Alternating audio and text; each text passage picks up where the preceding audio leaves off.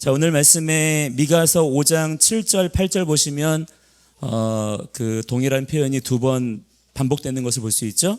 야곱의 남은 자라는 표현. 이 야곱이라고 하는 것은 이스라엘을 지칭하는 것이고요. 남은 자라고 하는 것은 쉐에리트라고 합니다. 남겨졌다라는 거예요. 그냥 어쩌다가 보니까 남겨지게 된 것이 아니라 하나님께서 의도적으로 주권적으로 그들을 남겨두셨다는 것입니다. 자, 그렇다면 우리가 남겨두셨구나, 여기서 멈출 것이 아니라 왜 남겨두셨을까라는 것을 생각해 봐야 된다는 것이죠. 왜 남겨두셨을까요? 하나님의 일들을 성취하시기 위해서. 할렐루야. 하나님께서는요, 하나님께서 시작하신 그 일들을 결코 실패하지 않으십니다. 결코 중간에 취소하지 않으시고요, 그 모든 일들 가운데 사용하시는 하나님의 남겨두신 사람들이 있다라는 거예요. 그 사람들을 통해서 그 일들을 완성하시고 행하시겠다라는 것입니다. 따라서 저와 여러분이 그렇게 이 시대 가운데 하나님의 일의 성취를 위하여 남겨진 자들이 또한 되어야 될 줄 믿습니다. 우리가 그런 마음으로 오늘 말씀 우리가 함께 보기를 원하고요. 특히 이번 주일에 우리가 함께 나눈 말씀을 다 기억하실 겁니다. 특히 이번 주에 이 말락 주간에 우리가 계속해서 읽어온 그 말씀들이 또 있잖아요. 모압 왕 발락이 발람을 통해서 이스라엘을 어떻게 하려고 했습니까? 저주하려고 했죠. 저주하고 비방해서 그들을 하나님께로부터 끊어내고 하나님의 저주를 받아서 이제는 그들의 그 약해짐을 틈타서 그들을 칠 수 있겠다라는 그런 소망과 기대를 품었던 것이죠. 그러나 하나님께서 어떻게 하셨습니까? 그 저주하는 입술을 주장하셔서 도리어 축복의 입술로 바꾸셨다. 할렐루야. 하나님은 대적자의 입술도 주관하시는 분이신 줄을 믿으시기 바랍니다. 하나님은요, 하나님의 사랑하시는 백성들에게 악한 말들을 듣지 못하게 하시는 분이세요. 우리도 다른 사람들이 우리 자녀들에게 욕을 하고 비방하고 할 때 그걸 그냥 내버려 둡니까? 우리가 못 듣게 하잖아요. 그 악한 말들이 우리의 자녀의 귓전에 들리는 것을 허용하지 않지 않습니까?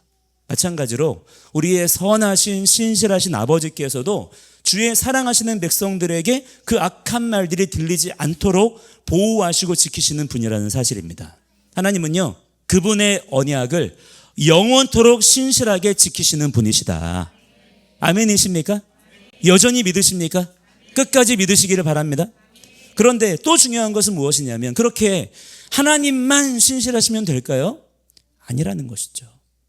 그 언약의 힘은 저절로 그냥 일방적으로 발휘되는 것이 아니라 반드시 하나님과 우리 양쪽이 함께 신실해야 된다. 그 언약에 대하여 함께 신실할 때 비로소 언약의 힘이 제대로 발휘가 된다는 것이죠. 하나님의 은혜는 자동문이 아니다라는 것입니다. 하나님은 스스로 영원토록 신실하신 분이시기 때문에 이제 남은 것은요, 뭐가 남아 있어요? 우리 또한 그분 앞에 어떻게 됩니까? 신실해야 된다는 것입니다. 하나님은 우리에게 신실하십니다. 하나님께서 우리에게 신실하시듯 우리도 하나님께 신실한 자들이 돼야 될 줄 믿습니다. 이게 너무한가요? 이게 이상한 일인가요? 너무나 자연스럽고 마땅한 우리의 반응인 것이죠. 이거를 어떤 사람들은 율법주의다, 행위구원론이다 그렇게 얘기하는데 그게 아닌 거예요.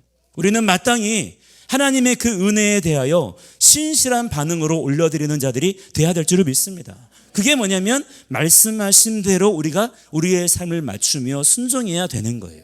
우리의 말이 바뀌어야 되는 것이고요, 우리의 모든 선택과 결정이 하나님의 말씀의 기준으로 맞춰져야 될 줄을 믿습니다. 이건 억지로 우리가 구원받기 위해서 뭔가 행위를 하고 이게 아니에요. 은혜 입은 자의 마땅한 반응인 것이죠. 너무나 자연스러운 반응인 것입니다. 그 구원의 증거가 여러분의 삶 가운데 더욱 선명하게 나타나게 되기를 축복합니다. 자, 그러면 오늘 밤에 우리가 자연스럽게 던지게 되는 질문이 있다는 거예요. 그 우리 편의 신실함이라고 하는 것이 도대체 구체적으로 뭐냐는 것입니다. 우리가 하나님께 대하여 신실해야 되겠는데 대체 어떻게 신실할 거냐 하는 거예요. 하나님께서 우리에게 진짜 원하시는 게 뭐냐는 것이죠. 자, 이 점에 대해서 놀랍게도 오늘 우리가 읽은 이 미가서의 말씀이 바로 그 질문에 대해서 정확한 대답을 우리에게 줍니다.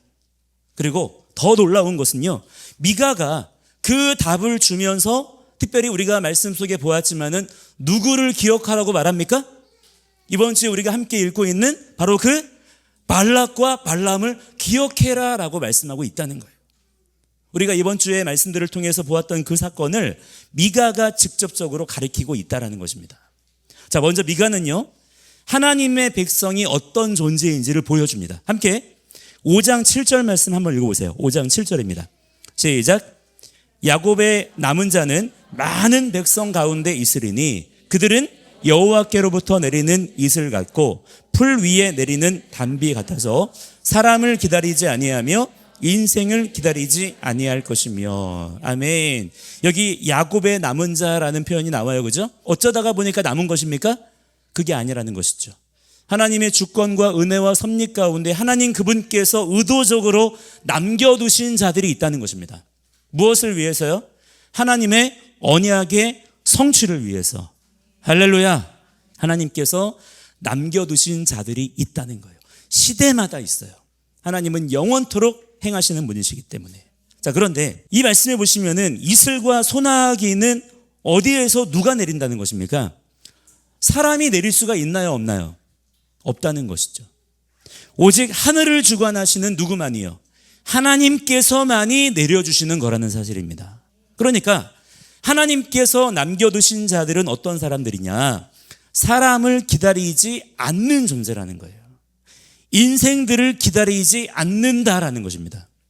사람 눈치 보지 않고 여론에 휘둘리지 않고 오직 누구만 바라봐요? 하나님만 바라보는 사람들이라는 거예요. 그들이 바로 하나님께서 남겨두신 자들이라는 것입니다. 그런데 미가가 이어서 곧바로 또 다른 이미지를 여기에다가 더해요. 이 남겨진 자들을 이번에는 사자에 비유합니다. 함께 그 다음 절 8절 볼까요? 8절 시작. 야곱의 남은 자는 여러 나라 가운데와 많은 백성 가운데에 있으리니 그들은 수풀의 짐승들 중에 사자 같고 양떼 중에 젊은 사자 같아서 만일 그가 지나간즉 밟고 찢으리니 능히 구원할 자가 없으리라. 아멘. 자, 이번 주 말씀을 부지런히 읽으신 분들이라면 이 8절 말씀이 낯설지가 않으실 거예요. 왜냐하면 누군가가 이 얘기를 했었습니다. 누굴까요? 발람이 이 얘기를 했었습니다. 이스라엘 백성들을 원래는 저주하려고 했는데 이들을 향해서 뭐라고 얘기하냐면 이 백성이 암사자같이 일어나게 될 것이다. 수사자같이 일어나게 될 것이다. 발람이 그 얘기를 했어요. 사실은 하나님께서 발람의 입에 그 말을 넣어주셨던 것이죠. 그런데 그 똑같은 표현을 오늘 이 미가 선지자도 말하고 있다라는 거예요. 하나님께서 그렇게 말씀하고 계시는 줄을 믿으시기 바랍니다. 자, 여기서 우리가 한 가지를 봐야 되는 거예요. 하나님의 백성은 한편으로는 그 7절에 나오는 것처럼 이슬처럼 연약하고 의존적인 존재라는 것입니다. 스스로는 아무것도 아닌 거예요. 그게 우리의 솔직한 있는 그대로의 모습이라는 것입니다. 그런데 그와 동시에 8절에 보시면 또 어떤 모습도 있어요? 사자와 같다는 것입니다. 아무도 그들을 당할 수가 있다 없다? 없다는 거예요. 사자처럼 그 누구도 건드릴 수 없는 존재이기도 하다라는 것입니다. 자, 그렇다면 이 상반된 두 이미지가 어떻게 같이 있을 수 있을까요? 답은 간단합니다. 우리의 강함이 우리 자신에게 있다? 아니라는 것이죠. 우리의 강함은 우리 자신에게서 나오는 것이 아니라는 거예요. 이슬이 오직 여호와께로부터 내리는 것처럼 우리도 하나님께 붙어 있을 때에만 사자가 되는 것입니다. 사람을 의지하지 않고 마음을 굳건하게 하여서 오직 하나님만 바라보는 자가 바로 그 누구도 건드릴 수 없는 사자 같은 자가 된다라는 거예요. 오늘 이 시대를 살아가는 저와 여러분이 사자 같은 인생들이 되어야 될 줄 믿습니다. 하나님께서 그렇게 부르시고 쓰기를 원하신다는 거예요. 그러나 여러분, 세상이 우리에게 들려주는 메시지는 어떻습니까? 뭐라고 말하나요? 세상은 정반대로 얘기하죠. 강해지려면 어떻게 된다고 말합니까? 더 많이 가져야 된다. 더 높이 올라가야 된다. 더 많은 사람들을 사귀어야 된다. 더 많은 사람을 네 편으로 만들어야 된다 라고 말해요. 그래야 강해진다, 행복해진다라고 말합니다. 그런데 하나님께서 말씀하시는 하나님 나라의 원리는 정반대죠. 가장 강한 자리는 어디입니까? 가장 낮아져서 오직 하나님만 높이는 자리입니다. 나의 머리를 낮추고 우리가 하나님의 머리를 높일 때 하나님께서 우리를 사자처럼 부르신다는 거예요. 이슬이 스스로 막 생겨나서 식물을 살리는 게 아니잖아요. 그냥 하늘에서 내려와서 이른 새벽에 아무도 모르게 조용히 땅을 적실 뿐이에요. 그런데 그 이슬이 없으면 광야에서는요, 식물들이 살 수가 없습니다. 우리도 마찬가지라는 거예요. 우리가 혼자 잘나서가 아니라 하나님께 붙어 있어서 그분의 생명을 이 땅 가운데 흘려보낼 때 우리는 이 메마른 세상을 적셔줄 수 있는 새벽 이슬 같은 존재로서의 삶을 살 수가 있다는 것입니다. 하나님이 우리의 이 보잘것없는 연약한 인생이지만 하나님의 손에 붙들려서 그렇게 사용하기를 원하신다는 거예요. 우리 모두가 그렇게 쓰임받는 자들이 다 되셔야 될 줄 믿습니다. 한 사람도 이 부분에 대해서 실패함이 없어야 된다는 거예요. 자, 그런데 이어지는 말씀에서 하나님께서 좀 뜻밖의 말씀을 하십니다. 5장 9절부터 이렇게 보시면요, 하나님께서 그 하나님을 사랑하시는 남겨두신 언약 백성 가운데에서 뭔가를 친히 끊으시겠다라고 말씀하세요. 뭔가를 그들에게서 멸하시겠다라고 말씀하십니다. 어떤 심판이 아니에요. 하나님께서 은혜를 베푸시는데 그 은혜를 베푸실 때에 너희들 안에 있는 무언가를 내가 끊어줄게, 멸해줄게 라고 말씀하시는 그 내용을 말씀하신다는 것입니다. 뭐를 끊으실 거냐면, 뭐를 끊어요? 병거를 끊고 견고한 성들을 헐고 또 마법과 점수를 끊고 우상과 아세라상을 뽑아버리시겠다고 말씀하시는 것입니다. 자, 여러분, 병거하고 성이 뭐예요? 지켜주는 거잖아요. 보호해주는 것이지 않습니까? 힘이잖아요. 그런데 그거를 하나님께서 은혜를 베푸시는 가운데 그거를 끊으시겠다는 거예요. 끊으시고 뺏으시고 헐어버리시는 거니까 원래는 뭐예요? 마치 이게 심판 같아 보이지만 사실은요, 엄청난 뭐예요? 은혜라는 것입니다. 은혜라는 거예요. 우리가 하나님을 믿는다고 하면서도 정작 마음으로는 어떻습니까? 다른 거를 의지할 때가 많잖아요, 솔직히. 돈을 의지하고 사람을 의지하고 내 능력, 내 주머니를 의지하고 심지어 기독교인들 중에 점이나 운세 같은 것들을 의지하는 분들이 꽤 많습니다. 우리 마음속에는요, 여전히 미련한 것들이 얽혀 있다 그랬어요. 그런데 징계와 채찍이 그것들을 쫓아낸다 그랬어요. 그 징계와 채찍의 은혜가 우리들에게는 반드시 필요한 것입니다. 그 은혜가 여러분들에게 부어지시기를 축복합니다. 하나님께서는 우리의 삶 가운데 마치 지금 거미줄처럼 얽혀있는 그런 거짓 안전장치들을 그냥 두고 보지 않으시겠다는 거예요. 왜 그렇습니까? 그런 것들이 오히려 우리의 삶을 하나님에게서 뜯어놓기 때문이에요. 우리가 그런 것들을 붙들고 있는 한 우리는 결코 하나님만 온전히 의지할 수가 없는 거거든요. 그러면 결과적으로 어떻게 되겠습니까? 심판받고 망하게 되는 거예요. 그래서 하나님은 그것들을 우리의 삶 가운데 떼어내셔서라도 끊어버리고 헐어버리셔서라도 우리가 오직 하나님 당신만 바라보게 하시는 것입니다. 그런 은혜를 베풀어 주신다는 거예요. 하나님은요, 당신의 사랑하시는 백성 가운데에서 모든 거짓된 의지의 대상을 친히 끊어주시는 분이십니다. 그 은혜를 간구하시는 자들이 되시기 바랍니다. 이걸 우리가 알아야 돼요. 지금 우리 삶 속에도 하나님은 동일하게 역사하실 때가 많습니다. 그럴 때 우리는 하나님의 의중이 무엇인지 이 기록된 말씀을 통해서 바로 아는 자가 되어야 될 줄 믿습니다. 우리가 말씀을 아는 자라면 그렇게 하나님께서 징계와 채찍의 은혜를 베푸실 때 어떤 반응으로 주님께 나아가야 될까요? 감사할 줄 알고 하나님께 찬양하는 자들이 되어야 될 줄 믿습니다. 근데 말씀을 모르면요, 그런 상황들이 다가올 때 내 기준으로, 내 판단으로 반응하는 거예요. 원망하고 불평하고 한탄하는 것이죠. 우리의 삶의 반응을 하나님의 말씀으로 맞춰야 될 줄 믿습니다. 그게 때로는 아프게 느껴질 수도 있어요. 내가 붙들고 있던 게 떨어져 나갈 때 아픕니다. 그러나 그것이야말로 우리를 살리시는 하나님의 손길인 줄을 여러분 믿으시기 바랍니다. 지금 이 나라에도요, 하나님께서는 정말 여러 가지 것들을 통해서 얼마든지 상황을 바꾸실 수가 있어요, 없어요? 그분은 하실 수 있습니다. 얼마든지 하실 수 있어요. 미국을 통해서 갑자기 막 개입하게 하셔가지고 어느 한날 갑자기 바꾸실 수 있습니다. 그분은 얼마든지 하실 수 있고요. 갑자기 막 하늘에서 불이 떨어져가지고 악한 자들을 한순간에 멸하실 수도 있어요. 어느 한순간 이 나라의 상황을 언제 그랬냐는 듯이 뒤집으실 수가 있는 분이십니다. 얼마든지 그렇게 하실 수 있는 분이세요. 그러나 전능하신 그분께서 그렇게 안 하십니다. 그렇게 안 하시는 이유가 뭘까요? 우리가 하나님의 구원을 갈망해야 되기 때문입니다. 하나님은요, 아무에게나 구원을 주지 않으세요. 정말로 하나님의 구원을 원하는 자들에게 구원을 베풀어 주십니다. 하나님은 돼지에게 진주를 주지 않으시는 분이시기 때문이에요. 우리가 하나님을 선택해야 돼요. 우리가 하나님을 찾아야 됩니다. 우리가 하나님만을 의지하기를 원하시는 거예요. 그래야 하나님께서도 은혜를 베푸실 수가 있어요.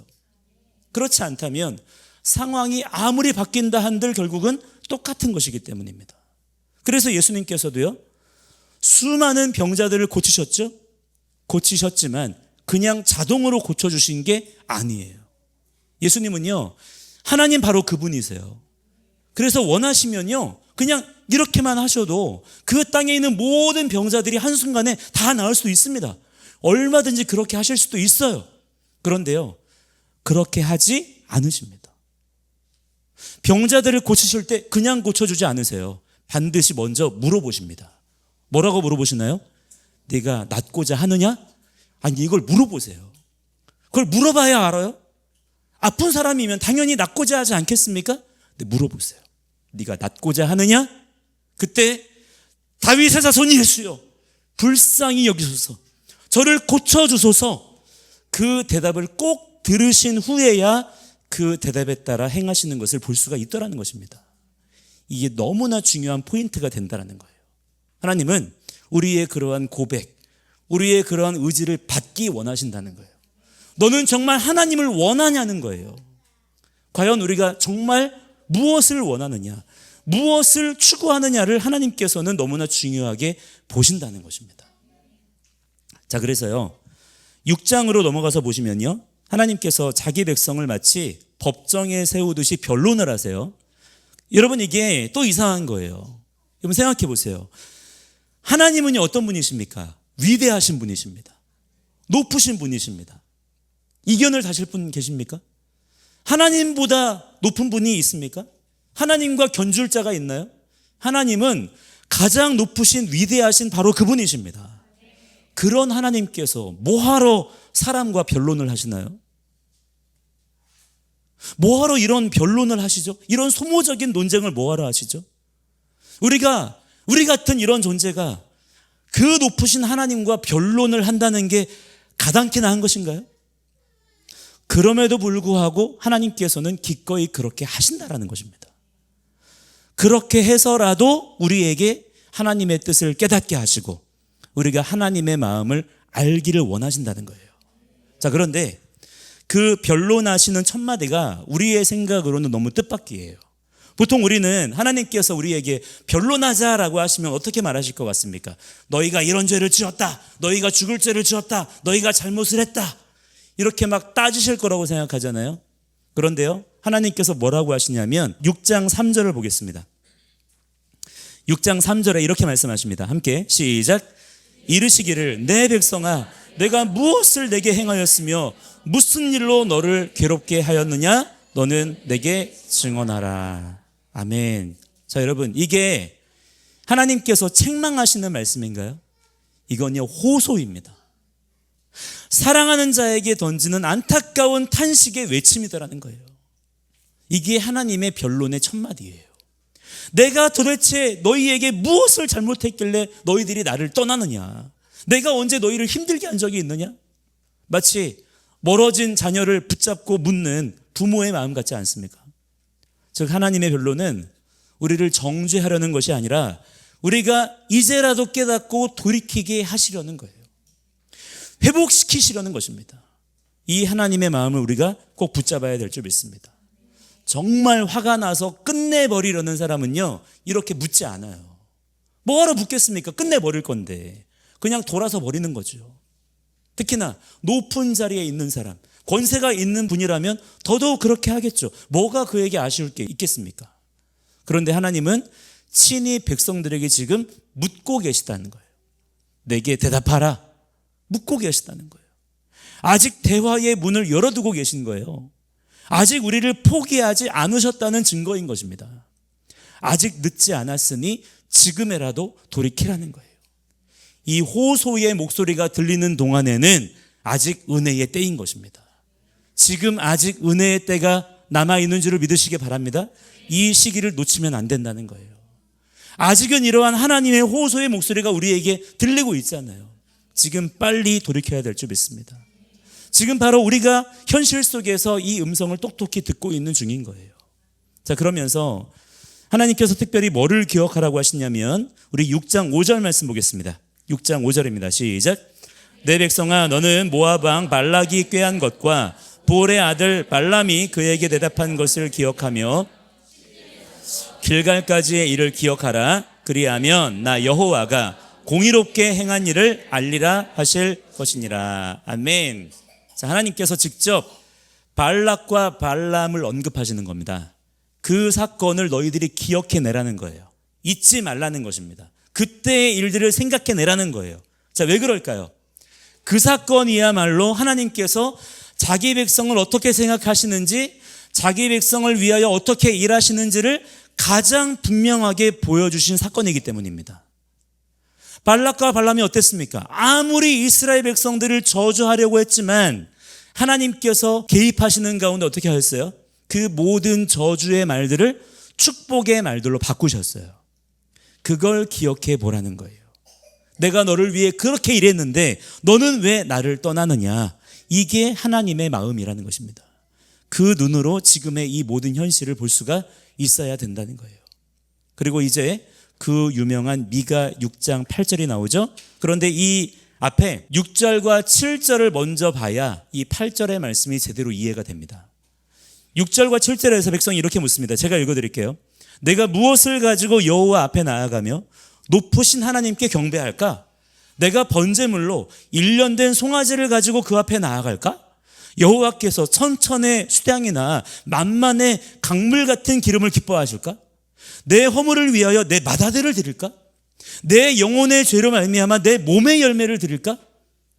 지금 이 얘기들을 누가 하고 있다는 것입니까? 이스라엘 백성들이 지금 고민하고 있다는 거예요. 그런 질문들을 던지고 있다는 것이죠. 자, 여러분, 얼마나 이 질문이 아름다운 신앙 고백인 것 같습니까? 내가 어떻게 하면 하나님이 감동받으실까? 내가 뭐를 드리면 좋을까? 얼마나 순수하고 열정적이에요. 그런데 여러분, 이 질문들이 누구를 떠올리게 합니까? 바로 발람이에요. 발람이 했던 게 이거였습니다. 7 제단을 쌓고 수송아지 7, 수량 7을 그가 드렸잖아요. 어떤 신이 와도 부끄럽지 않을 만큼 거창하게 제단을 차렸습니다. 그런데 그게 하나님의 마음을 움직였나요? 전혀요. 하나님은요, 그 제물에 눈길조차 주지 않으셨어요. 아무 쓸데없다는 거예요. 하나님은 그런 것들을 원하지 않으신다는 것입니다. 그런데 이 미가 6장에 나오는 당시 이스라엘 백성들도 똑같은 착각 속에 빠져 있더라는 거예요. 더 많이, 더 크게, 더 간절하게, 더 비싼 것을 드리면 하나님이 기뻐하지 않으실까? 그러면 내 기도를 더 들어주지 않으실까? 그게 하나님의 마음을 움직일 수 있지 않을까? 심지어 어떻게까지 생각합니까? 맏아들을 드릴까? 그렇게까지 생각하고 있더라는 거예요. 그런데 그건 하나님이 원하시는 게 아니더라는 것입니다. 자, 그러면 하나님께서 진짜 원하시는 게 뭡니까? 그게 바로 8절의 말씀이에요. 함께 읽겠습니다. 8절 시작. 사람아, 주께서 선한 것이 무엇임을 내게 보이셨나니 여호와께서 내게 구하시는 것은 오직 정의를 행하며 인자를 사랑하며 겸손하게 내 하나님과 함께 행하는 것이 아니냐. 아멘이십니까? 여기에 사람아, 주께서 선한 것이 무엇임을 내게 보이셨나니 라는 것은 뭐냐면, 야, 이게 새로운 것이 아니라 이미 너희에게 다 알려졌지 않냐, 너희가 말씀을 통해서 이미 알고 있지 않냐, 이 얘기예요. 이미 사실은 이들이 지식으로 알고 있어요. 그러나 알고 있는 것과 내 마음을 쏟는 방향과는 다를 수 있다는 것이죠. 여러분, 이 8절의 말씀이 답이에요. 하나님께서 우리에게 원하시는 것은 거창하고 화려하고 간절한 뜨거운 어떤 예물과 제사가 아니라는 것입니다. 수천 마리의 양도 아니고요, 엄청난 헌신의 과시도 아니라는 거예요. 딱 세 가지 말씀하세요. 뭡니까? 공의를 행하는 것, 인자를 사랑하는 것, 그리고 뭐예요? 겸손하게 하나님과 여기 행한다라는 것은 같이 걷는 거예요. 동행하는 것. 이게 바로 하나님께서 우리에게 원하시는 신실함인 것입니다. 발람은요, 화려한 영적 능력이 있었어요. 이 사람이요, 하나님의 음성을 들었습니다. 예언도 하고요, 제사도 얼마나 멋있게 드립니까? 지금으로 보자면 아주 대단하고 유명한 예배 인도자, 사역자, 그런 사람이에요. 그런데 그에게 없었던 게 딱 하나 있었어요. 하나님과의 언약이에요. 그렇기 때문에 그 언약에 대한 신실함이 그에게 있었을까요? 없었을까요? 없었어요. 하나님이 자기에게 무엇을 원하시는지, 하나님께서 기뻐하시는 예배가 무엇인지에 대해서 전혀 몰랐어요. 그래서 자기 마음대로 한 거예요. 공의를 행하고 인자를 사랑하고 하나님과 겸손히 함께 걷는 것이 그에게는 전혀 없었던 거예요. 발람은 하나님의 음성 소리는 들었지만 하나님과 동행하지는 않았어요. 음성은 들었으면서도 마음은 여전히 어디가 있습니까? 발락의 돈을 탐하고 있는 거예요. 입으로는 하나님을 말하면서 정작 그의 발은 어디를 걷고 있습니까? 다른 길을 걷고 있었다는 것이죠. 여러분, 이게 그러면 그냥 발람의 얘기일 뿐일까요? 지금 우리 삶에도 사탄이 이런 식으로 역사하는 겁니다. 똑같다는 거예요. 발람의 교훈을 주의하라는 것입니다. 그래서 우리도 얼마든지 발람처럼 될 수 있어요. 심지어 지금의 기독교 시스템은요, 발람을 추구하게 만듭니다. 발람 같은 사람을 기독교인의 모델로 여겨요. 우리도 저렇게 됐으면 좋겠다. 와, 저 사람이 우리의 모델이다. 이렇게 추구하게 만드는 흐름 속에 있습니다. 예배 잘 드리고 은혜 받고 말씀에 아멘하고 찬양에 감동받고 간증에 감동받고, 그런데 정작 실제 삶에서는 하나님의 말씀과 다른 방향으로 가서 선택하고 결정해요. 주일에는 하나님을 향해 손을 벌리고 서 있다가 월요일 날에는 고개를 획 돌리고 다른 길을 향해 가는 거예요. 세상을 향해 걸어가는 것이죠. 돈 따라가는 거예요. 그러면 이 세 가지를 우리 삶에서 어떻게 우리가 살아낼 수가 있을까요? 공의를 행한다라고 하는 것은요, 거창한 게 아니에요. 내가 사람을 대할 때 공정하게 대하는 것입니다. 약한 사람을 함부로 하지 않고요, 옳은 걸 옳다라고 하고요, 그른 것은 그르다라고 하는 거예요. 손해를 보더라도 바른 길을 가는 겁니다. 그게 공의를 행하는 거예요. 집에서나 학교나 직장에서나 내가 만나는 모든 관계에서도 마찬가지로 치우치지 않는 거예요. 하나님 말씀하신 대로 바르게 행하는 것입니다. 더 정확히 말해볼까요? 모든 사람에게 토라대로 행하는 것입니다. 어떻게 하는 거라고요? 모든 사람에게 토라대로 행하는 것입니다. 내가 생각하는 공의가 아니에요. 하나님께서 말씀하신 그 공의의 기준, 토라의 말씀을 알고 그 토라의 말씀대로 그 사람에게 행하는 것입니다. 그게 공의를 행하는 거예요. 인자를 사랑한다라고 하는 것은요, 내가 받은 은혜와 긍휼을 다른 사람에게도 흘려보내는 것입니다. 나에게 잘못한 사람을 품는 거예요. 나보다 가난하고 약한 사람에게 따뜻하게 대하는 거죠. 왜 그렇습니까? 하나님께서도 나를 그렇게 품어주셨으니까. 내가 그 은혜를 입었기 때문이에요. 그래서 나도 그렇게 품는 것입니다. 이 또한 마찬가지로 더 정확하게 말하자면요, 그 사람에게 토라대로 행하는 것입니다. 뭐라고요? 그 사람에게 토라대로 행하는 거예요. 그게 인자를 사랑하는 것입니다. 자, 그리고 겸손히 하나님과 함께 걷는다는 것은요, 그냥 함께 걷는 게 아니에요.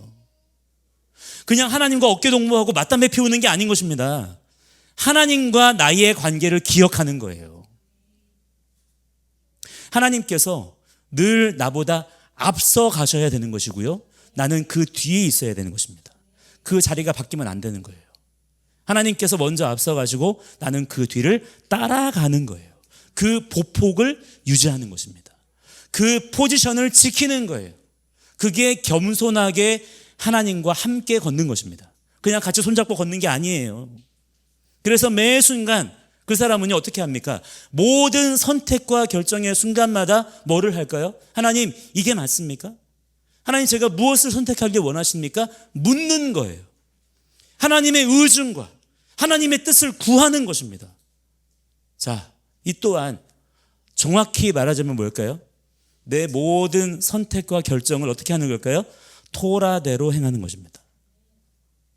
즉 여러분, 이 세 가지를 우리가 완전하게 이행하려면 하나님 앞에 신실하기 위해서는 뭐만 하면 될까요? 토라대로 행하면 되는 것입니다.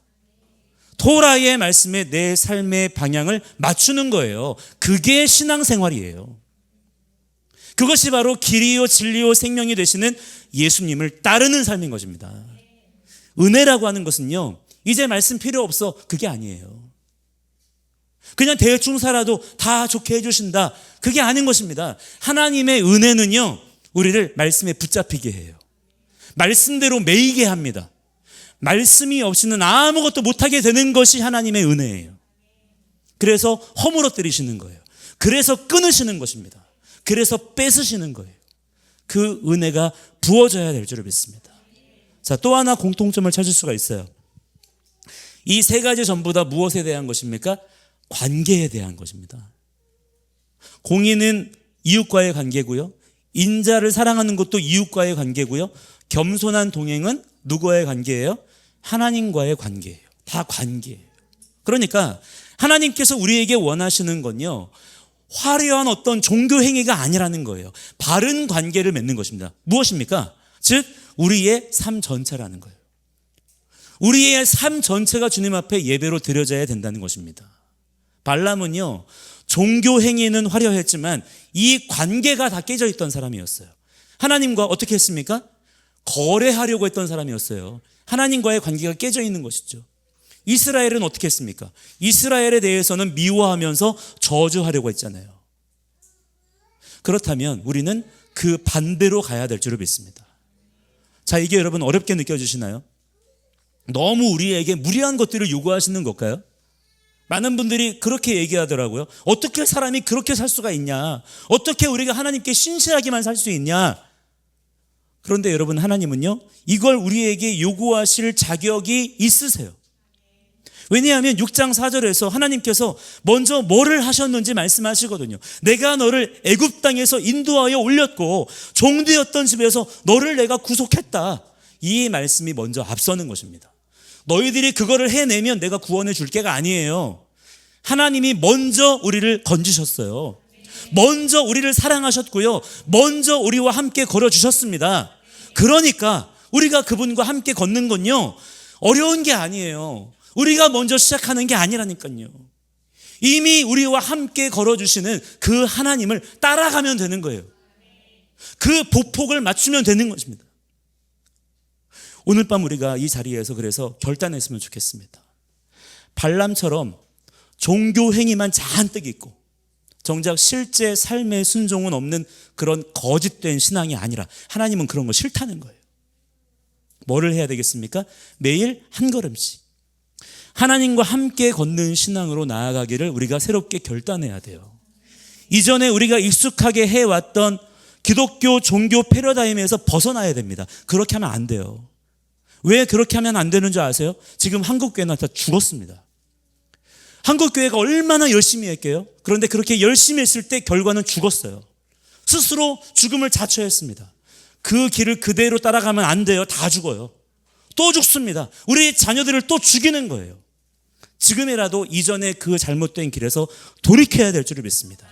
다시 성경을 봐야 돼요. 하나님 무엇을 우리에게 원하십니까? 다시 봐야 됩니다. 어린아이처럼 아무것도 모르는 것처럼 하나님 우리가 어떻게 예배하기를 원하십니까? 우리가 대체 어떻게 성도의 삶을 살아야 됩니까? 아십니까 여러분? 다시 보셔야 돼요.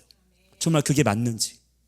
하나님은 우리에게 이런 것 저런 것을 원하지 않으세요. 이거를 원하신다는 거예요. 그 토라의 말씀에 순종하는 삶을 우리가 사는 자들이 돼야 될 줄 믿습니다. 토라 준행과 율법주의는요 아무 상관이 없는 거예요. 토라를 준행하는 삶이 하나님의 은혜 입은 자의 삶인 것을 믿으시기 바랍니다. 그분이 우리에게 원하시는 건요, 오늘 하루 내 모든 삶 속에 일어나는 말과 내 선택과 결정이에요. 거기에서 하나님은 우리의 왕 되기를 원하십니다. 공의를 행하고 인자를 사랑하며 그분과 겸손히 걷는 거예요. 이거를 죄인된 사람의 본성으로 할 수 있을까요? 절대 못합니다. 하려고 하지도 않아요. 오직 구원받은 자들만이 이 몸부림을 치는 것입니다. 그 몸부림 치는 자들을 성령께서 도우시고 불쌍히 여겨주실 줄을 믿으시기 바랍니다. 그 작은 걸음걸음이 수천 마리의 제물을 드리는 것보다 하나님을 더 기쁘시게 한다는 사실을 믿으시기 바랍니다. 지금요, 한국교회가 이런 대회 저런 대회 할 때가 아니에요. 지금 바로 이 자리를 우리가 가야 되는 것입니다. 나의 삶의 자리를 그분 말씀 앞에 엎드려야 돼요. 우리가 지금 무너져야 되는 것입니다. 그래서 성경을 처음부터 다시 봐야 된다는 거예요. 하나님께서 우리에게 원하시는 것이 무엇인지, 뭐가 대체 신앙생활이냐 이거예요. 뭐가 예배입니까? 지금 이 시간 우리가 예배드리고 있지만 이 시간에만 우리가 예배인가요? 이 시간에만 우리가 예배자입니까? 우리의 모든 삶이 예배여야 될 줄 믿습니다. 우리는 존재 자체가 예배자예요. 처음 지으실 때부터 아예 예배자로 지으셨어요. 내가 어디를 가든 어디에 있든 무엇을 하든 우리는 예배로서 그것을 행하는 것입니다. 그러므로 우리의 삶이 하나님의 말씀의 기준 앞에 똑바로 서 있어야 될 줄 믿습니다. 지금 이 시대에도 하나님께서 우리에게 바로 그것을 원하고 계시다는 사실을 우리가 빨리 깨달아야 될 줄 믿습니다. 함께 이 시간에 우리 같이 기도하는 시간을 갖도록 할 텐데요.